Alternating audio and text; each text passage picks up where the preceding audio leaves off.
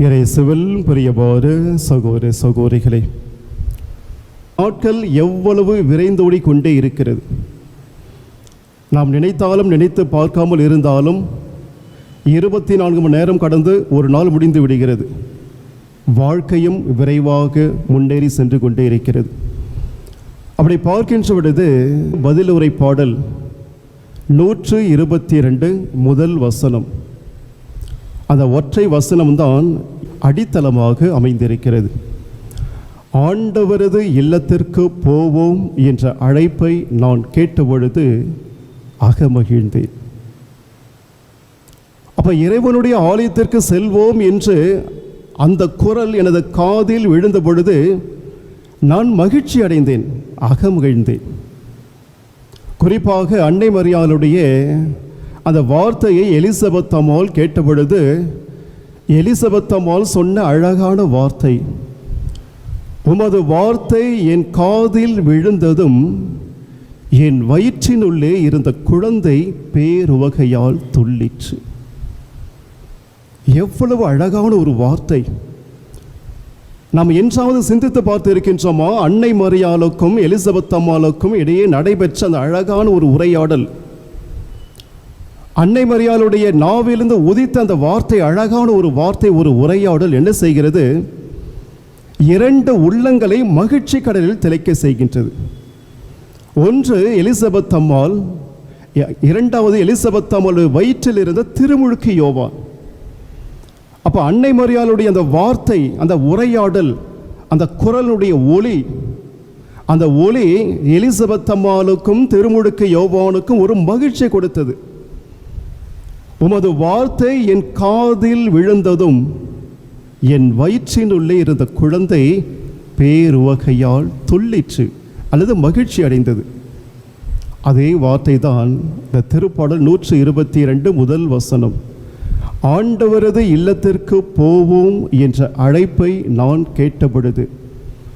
வாருங்கள், நாம் அனைவரும் இறைவனுடைய இல்லத்துக்கு செல்வோம், இறைவனுடைய வீட்டுக்கு செல்வோம் என்று அந்த அழைப்பு என் காதில் விழுந்ததும், அந்த வார்த்தை எப்படி இருந்தது என்றால், அல்லது அந்த குரல் ஒலி எப்படி இருந்தது என்றால், அதை கேட்ட பொழுது நான் அகமகிழ்ந்தேன், மகிழ்ச்சி அடைந்தேன், சந்தோஷம் அடைந்தேன். நாங்களாம் போர்டிங்கில் படிக்கின்ற பொழுது எப்பொழுது அந்த காலாண்டு விடுமுறை வரும், எப்பொழுது அரையாண்டு விடுமுறை அல்லது முழாண்டு விடுமுறை, அதுவும் அந்த கடைசி எக்ஸாம் ஹிஸ்ட்ரி அண்ட் ஜியோகிராஃபி, அந்த ஹிஸ்ட்ரி அண்ட் ஜியோகிராஃபி கடைசி தேர்வு எழுதுவதற்கு முன்பாகவே, அதற்கு முன்பாக சயின்ஸ் எக்ஸாம், அறிவியல், அன்று இரவே எல்லாம் தயார் பண்ணி வச்சுருவோம், பையெல்லாம் ரெடி பண்ணி வச்சுருவோம். அடுத்த நாள் ஹிஸ்ட்ரி அண்ட் ஜியோகிராஃபி அந்த எக்ஸாம் முடிந்த உடனே வேகமாக ஓடிடுவோம். ஸ்கூல்லேருந்து எக்ஸாம் முடிச்சு வந்து பைய தூக்கின்னு ஓடுவோம், பஸ் ஸ்டாண்டுக்கு ஓடுவோம். ஏனென்றால் வீட்டுக்கு போக போகிறோம், வீட்டில் போய் எல்லாரையும் பார்க்க போகிறோம். ஒரு மகிழ்ச்சி, அகமகிழ்வு.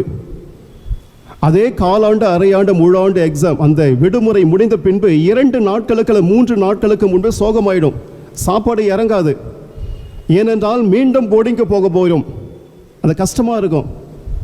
அப்போ பார்க்கின்ற பொழுது அந்த விடுமுறை, அந்த கடைசி எக்ஸாம் ஹிஸ்ட்ரி அண்ட் ஜியோகிராஃபி அந்த எக்ஸாம் முடிஞ்ச உடனே வீட்டுக்கு போக போகிறோம், அந்த ஒரு மகிழ்வு, ஒரு சந்தோஷம்.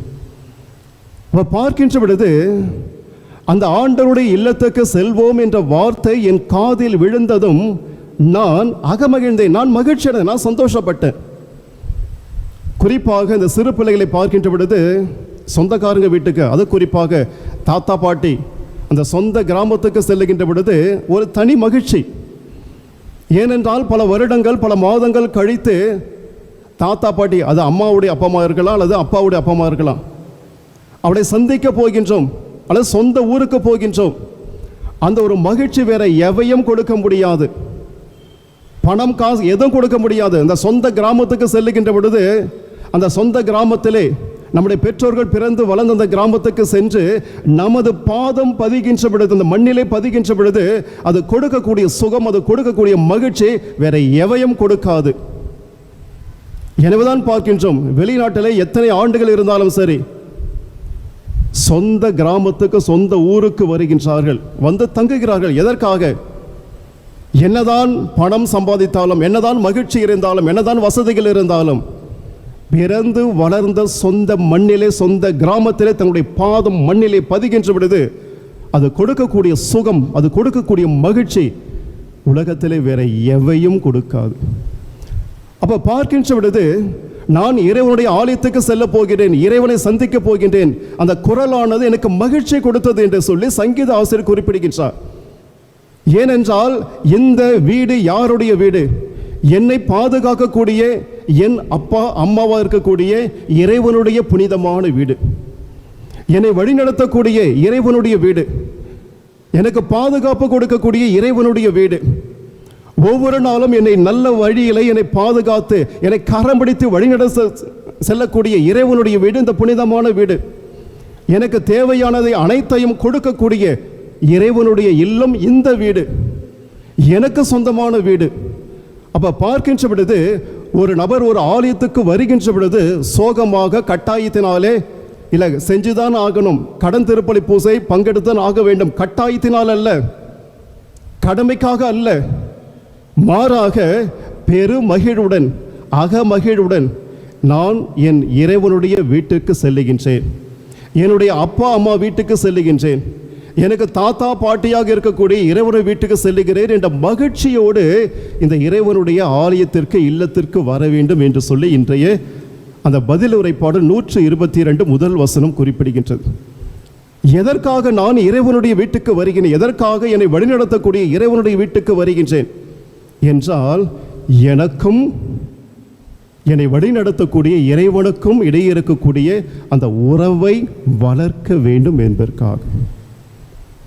ஒரு நபரோடு உறவுகள் வளர வேண்டும் என்றால் அங்கு சந்திப்புகள் நிகழ வேண்டும், அங்கு உரையாடல்கள் நடைபெற வேண்டும். இந்த சந்திப்பும் உரையாடலும் ஒரு நபரிடம் இல்லை என்றால் அங்கு உறவுகள் அற்று போய்விட்டது, அங்கு உறவுகள் உயிர் பெற எந்த விதமான வாய்ப்பும் இல்லை. அப்படி பார்க்கின்ற பொழுது எனக்கும் இறைவனுக்கும் இடையே இருக்கக்கூடிய அந்த உறவு உயிர்ப்பு கொண்ட ஒரு உறவாக இருக்க வேண்டும், மகிழ்ச்சி நிறைந்த ஒரு உறவாக இருக்க வேண்டும். அவை ஒவ்வொரு நாளும் வளர்ச்சி பெற்ற உறவாக இருக்க வேண்டும் என்றால் நான் என்ன செய்ய வேண்டும்? எனது வீட்டுக்கு நான் வர வேண்டும், என்னை வழிநடத்தக்கூடிய இறைவனுடைய இல்லத்திற்கு நான் வர வேண்டும், இறைவனை பார்க்க வேண்டும், இறைவனோடு உரையாட வேண்டும், இறைவன் எனக்கு என்ன சொல்லுகிறார் என்று நான் செவிமடுக்க வேண்டும்.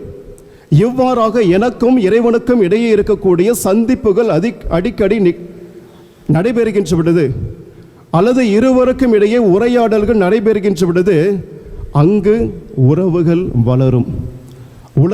அந்த உறவுகள் அந்த உயிரோட்டமிக்க உறவுகளாக இருக்கும்.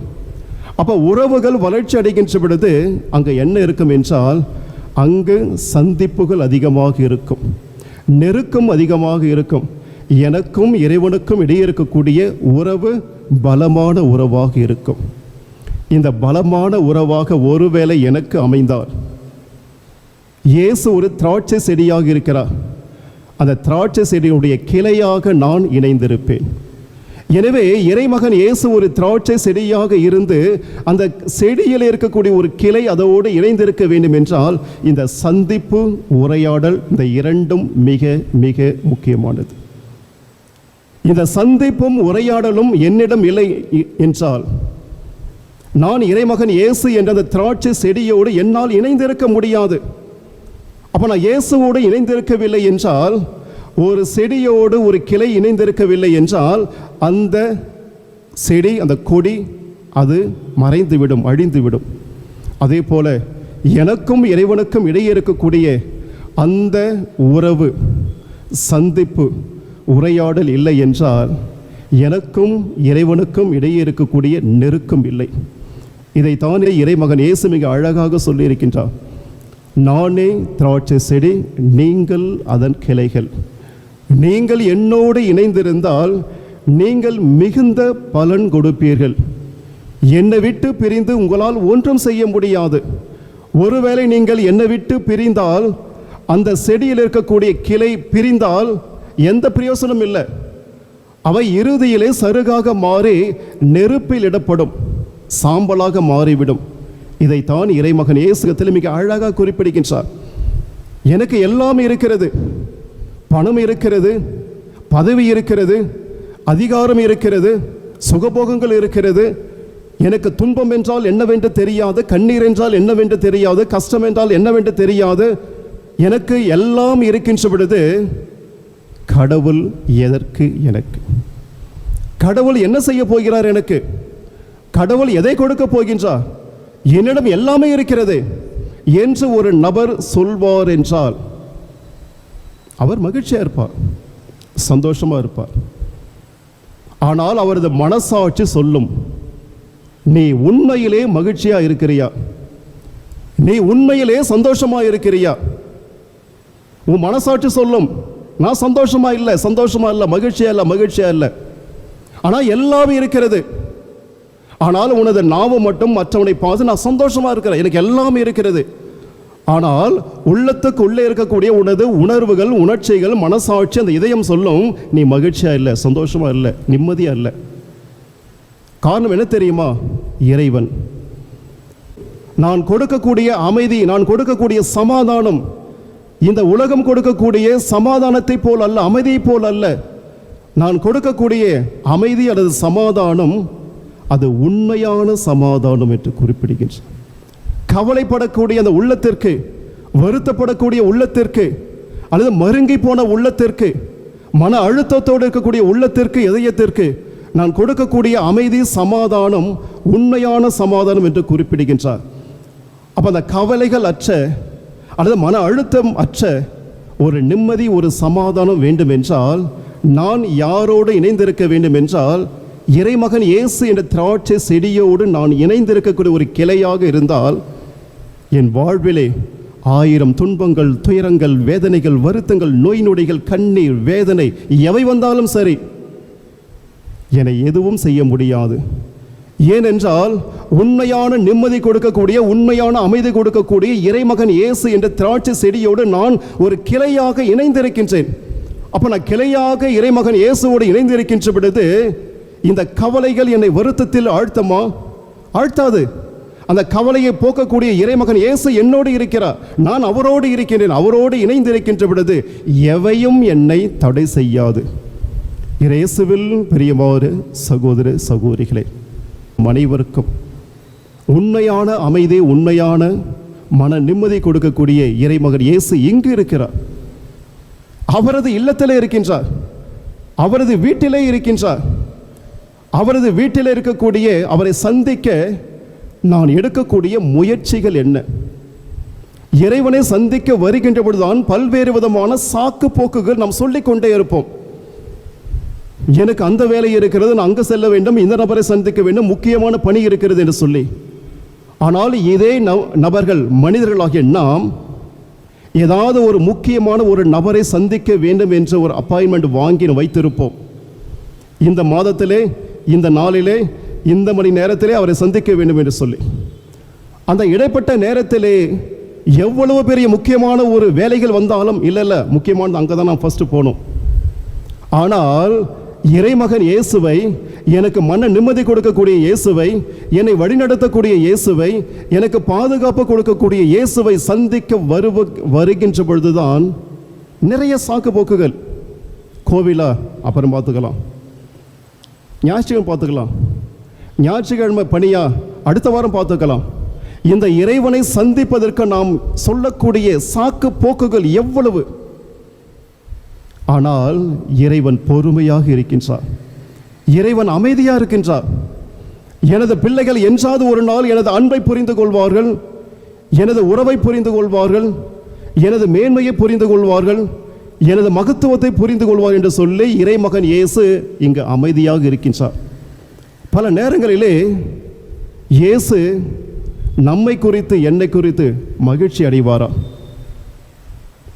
நம்ம என்றாவது இயேசுவை பார்த்து, இயேசுவே எனது சொற்கள், எனது எண்ணங்கள், எனது வாழ்க்கை முறை உம்மை மகிழ்ச்சி படுத்துகின்றனவா என்றாவது இயேசுவை பார்த்து ஒரு வார்த்தை நம்ம கேட்டுருமா? அல்லது ஆலயத்துக்கு வருகின்றோம், ஆலயத்தில் இருக்கின்றோம் 1 மணி நேரம், அந்த 1 மணி நேரத்தில் ஜஸ்ட் 1 செகண்ட், இயேசுவே நீங்க மகிழ்ச்சியா இருக்கிறீங்களா? நான் உன்னை மகிழ்ச்சியா வைத்திருக்கிறேனா? ஒற்றை வார்த்தை. என்றாவது ஒரு நாள் இயேசுவை பார்த்து நான் கேட்டிருப்பேன். அல்லது இங்கே இருக்கக்கூடிய பிள்ளைகள் எல்லாம் இருக்க, சின்ன சின்ன பிள்ளைகள் இருக்கிறீங்க, என்றாவது நீங்கள் உங்கள் பெற்றோரை பார்த்து, அப்பா நீங்கள் மகிழ்ச்சியாக இருக்கிறீங்களா, அம்மா நீங்கள் மகிழ்ச்சியாக இருக்கிறீங்களா, தாத்தா நீங்கள் மகிழ்ச்சியாக இருக்கிறீங்களா, பாட்டி மகிழ்ச்சியாக இருக்கிறீங்களா என்றாவது ஒரு நாள் கேட்டிருப்பீங்களா? பிள்ளைகளாக இருக்கிறீங்க, தலையை கவிழ்க்காதீங்க, நிமிர்ந்து பாருங்க. என்றாவது ஒரு நாள் கேட்டிருப்பீங்களா? நீங்க எப்படி இருக்கிறீங்க கேட்ட என்னமோ, அப்பா தானே அம்மா தானே இங்க தானே இருக்கிறாங்க. ஒருவேளை கேட்டு பாருங்க, அப்பா நீங்க நல்லா இருக்கிறீங்களா, நான் உங்களை மகிழ்ச்சியா வைத்திருக்கிறேனா, அம்மா நீங்க மகிழ்ச்சியா இருக்கிறீங்களா, எனது செயல்பாடுகள் உங்களை மகிழ்ச்சிப்படுத்துகிறதா, நான் நன்றாக படிப்பதா நீங்க மகிழ்ச்சி அடைகின்றீர்களா, நான் நல்லா படிக்கலப்பா அந்த செயல் உங்களை வருத்தத்தில் ஆழ்த்தி இருக்கிறதா, அல்லது எனது பழக்க வழக்கங்கள் உங்களை மகிழ்ச்சிப்படுத்தி இருக்கிறதா, சந்தோஷப்படுத்தி இருக்கிறதா, அல்லது எனது பழக்க வழக்கங்கள் உங்களுக்கு நிம்மதியை கெடுத்து கொண்டு இருக்கிறதா என்றாவது ஒரு நாள் பிள்ளைகள், சின்ன பிள்ளைங்க பெற்றோரை பார்த்து நீங்கள் கேள்வி கேட்டிருக்கீங்களா? ஒருவேளை கேட்டு பாருங்க, அப்பா எப்படி இருக்கிறீங்க, அம்மா எப்படி இருக்கிறீங்க. அந்த சந்தோஷம் பணம் வேறு எதுவும் கொடுக்க முடியாது. அதே போல தான் இயேசு இங்கே இருக்கிறார். எத்தனை முறை நமது நாவிலிருந்து இந்த வார்த்தை வருவதற்கு அவர் காத்து கொண்டிருப்பார், ஏங்கி கொண்டிருப்பார். இயேசுவே நீங்க மகிழ்ச்சியா இருக்கிறீங்களா, இயேசுவே நான் உங்களை மகிழ்ச்சியா பார்த்துக்கிறேனா கேட்டு பாருங்க. இந்த இயேசு எவ்வளவு மகிழ்ச்சி அடைவா, எவ்வளவு சந்தோஷம் அடைவா. அந்த ஒற்றை வார்த்தை சாதாரண வார்த்தை அல்ல, எனக்கும் இயேசுவுக்கும் இடையே இருக்கக்கூடிய உறவை பலப்படுத்தும். அந்த திராட்சை கொடியாக செடியாக இருக்கக்கூடிய அவரது அந்த செடியிலே இணையக்கூடிய ஒரு கொடியாக நான் இருப்பேன். இதுதான் உறவு. இப்படி நீங்க பேசி பாருங்க, நீங்க ஒவ்வொரு நாளும் கோவில் என்றால் உங்களுக்கு வெறுப்பே வராது, சோம்பேறித்தனம் வராது, நல்லா தூங்கலாம், நல்லா ரெஸ்ட் எடுக்கலாம், அந்த நினைவு வராது. என்னுடைய அப்பாவை நான் பார்க்க போறேன், அவரை போய் நல்லா விசாரிக்க போறேன், அவருக்கு போய் நான் குட் மார்னிங் சொல்ல போறேன், குட் ஆஃப்டர்நூன் சொல்ல போறேன், குட் ஈவினிங் சொல்ல போறேன், கடைசியில் அப்பா குட் நைட், நாளை காலை சந்திப்போம். இதுதான் உறவுகள். நிறைய வார்த்தைகளை அடுக்கிக் கொண்டே போவதால் அது ஜெபம் அல்ல, உறவுகள் அல்ல. சின்ன சின்ன வாக்கியங்கள், சின்ன சின்ன வார்த்தைகள், இதுதான் எனக்கும் இறைவனுக்கும் எனக்கும் கடவுளுக்கும் இடையே இருக்கக்கூடிய உறவை வளர்க்கக்கூடியது. மணிக்கணக்காக வார்த்தைகள் அடுக்கிக் கொண்டே போவதால் எந்த பிரயோசனமும் இல்லை. சின்ன சின்ன வார்த்தைகள், சின்ன சின்ன உரையாடல்கள், அதுதான் எனக்கும் இயேசுவுக்கும் இடையே இருக்கக்கூடிய உறவை பலப்படுத்தி கொண்டே இருக்கும். அவ்வாறு பலப்படுத்துகின்ற பொழுது நான் இயேசுவை விட்டு என்றும் பிரிய மாட்டேன். இந்த கோவில் நமக்கு போர் அடிக்காது. ஏனென்றால் இது கடவுளுடைய வீடு, இது யாம் வீடு, நான் மகிழ்ச்சியாக உள்ள வருவேன். எனவே இயேசுவில் பிரியமானவர்களே, இயேசுவோடு இந்த சின்ன சின்ன சொற்கள் உரையாடல்கள் மூலமாக நமது உறவை பலப்படுத்திக் கொள்வோம். ஆமென்.